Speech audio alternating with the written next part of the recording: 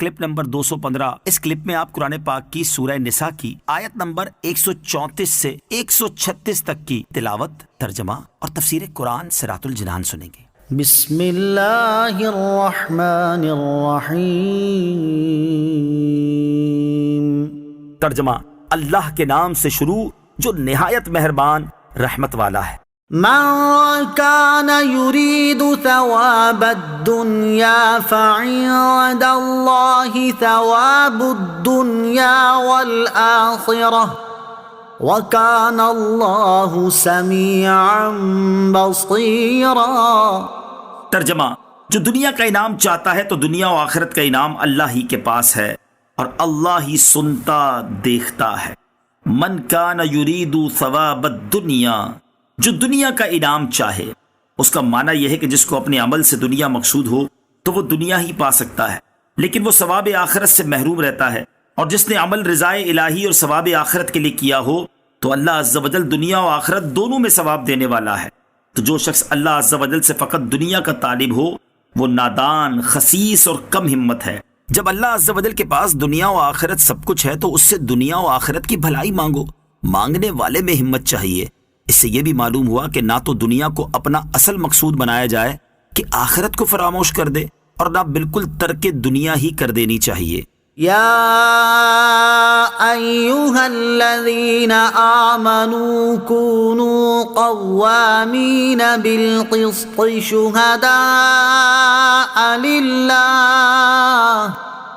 شہداء للہ ولو علی انفسکم او الوالدین والاقربین ان یکن غنیا او فقیرا فاللہ اولی بہما فلا تتبعوا الہوی ان تعدلوا وَإِن تَلْوُوا أَوْ تُعْرِضُوا فَإِنَّ اللَّهَ كَانَ بِمَا تَعْمَلُونَ خَبِيرًا۔ ترجمہ: اے ایمان والو، اللہ کے لیے گواہی دیتے ہوئے انصاف پر خوب قائم ہو جاؤ، چاہے تمہارے اپنے یا والدین یا رشتے داروں کے خلاف ہی گواہی ہو۔ جس پر گواہی دو وہ غنی ہو یا فقیر، بہرحال اللہ ان کے زیادہ قریب ہے۔ تو نفس کی خواہش کے پیچھے نہ چلو کہ عدل نہ کرو، اگر تم ہیر پھیر کرو یا منہ پھیرو تو اللہ کو تمہارے کاموں کی خبر ہے۔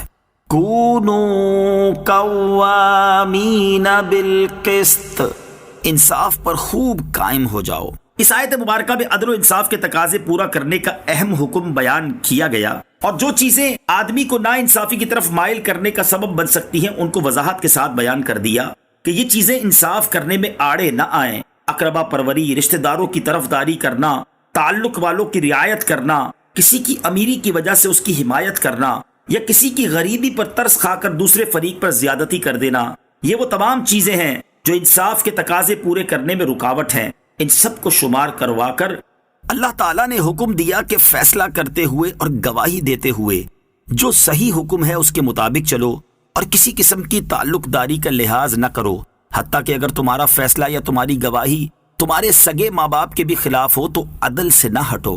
یا ایھا الذین آمنوا آمنوا باللہ ورسولہ والکتاب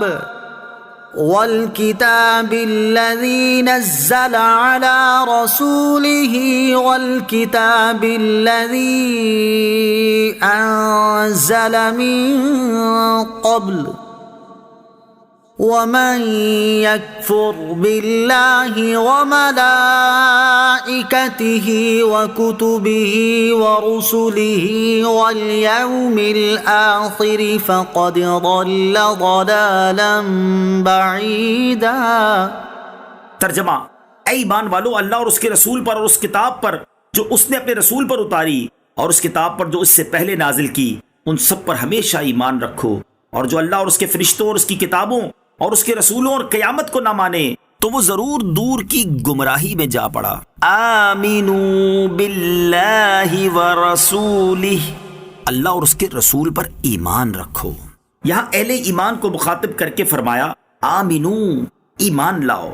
اگر یہ خطاب حقیقی مسلمانوں کو ہے تو اس کا معنی ہوگا کہ ایمان پر ثابت قدم رہو، اور اگر یہ خطاب یہود و نصارہ سے ہو تو معنی یہ ہوں گے کہ اے بعض کتابوں اور بعض رسولوں پر ایمان لانے والوں، تو مکمل ایمان لاؤ، یعنی تمام کتابوں اور تمام رسولوں پر، جن میں قرآن اور محمد مصطفیٰ صلی اللہ تعالی علیہ وسلم بھی داخل ہے۔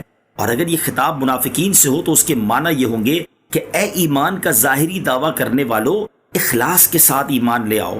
یہاں پر جو فرمایا گیا کہ رسول اور کتاب پر ایمان لاؤ، تو رسول سے سید الانبیاء صلی اللہ تعالی علیہ وسلم اور کتاب سے قرآن پاک مراد ہے۔ یہاں یہ بات یاد رہے کہ اہل ایمان کا لفظ حقیقی معنی کے اعتبار سے موجودہ زمانے میں صرف مسلمانوں پر بولا جا سکتا ہے، کسی اور مذہب والے پر، خواہ وہ یہودی ہوں یا عیسائی، اس لفظ کو نہیں بول سکتے۔ آیت میں فرمایا گیا ہے کہ تم اللہ عز و جل پر اور اس کے رسول محمد مصطفیٰ صلی اللہ تعالی علیہ وسلم پر اور قرآن پر اور اس سے پہلی ہر کتاب اور رسول پر ایمان لاؤ۔ اس سے معلوم ہوا کہ تمام کتابوں پر ایمان لانا ضروری ہے، مگر عمل صرف قرآن شریف پر ہی ہوگا۔ ان کتابوں کے متعلق یہ عقیدہ رکھنا چاہیے کہ یہ اللہ عز و جل کی بھیجی ہوئی کتابیں ہیں۔